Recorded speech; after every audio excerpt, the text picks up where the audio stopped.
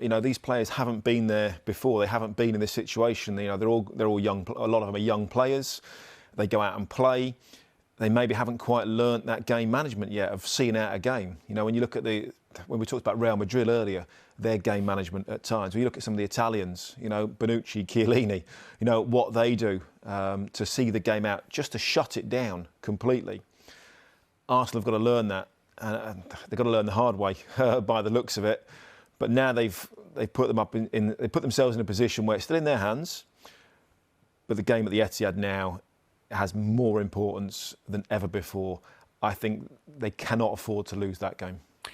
The other big thing with Arsenal is that Mikel Arteta makes very few changes to his starting 11, and when there are big players missing, it feels more stark. So no Zinchenko for that game last week, but William Saliba's absence seems really significant because with Rob Holding coming into the team, there is a drop-off. Saliba's a quality defender, has been absolutely superb within that. You know, and again, more when you're losing experienced players, Zinchenko, he's been there, seen it, done it. You know, he's won trophy. He knows how to get over the line. He knows what that relentlessness is like. So again, another big miss, not just in terms of player, but in terms of character and mentality on the pitch. People are saying it's that discussion that's we've heard pretty much ever since it finished on Sunday about whether it counts as bottling it or whether it's a missed opportunity or how this season would be viewed if Arsenal weren't to go on. They're dealing with an absolute points-guzzling monster in Manchester City. So how would you see it if City were to go on and pick There's them? two sides to it. There's the overall bigger picture. When you go, well, at the start of the season, Arsenal finished second, play some great football, get in the Champions League. You bite both arms off to take that at the start of the season.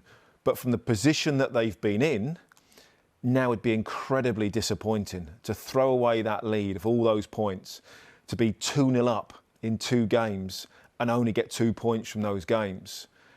That will be bitterly disappointment. It's not falling off a cliff. It's a huge disappointment.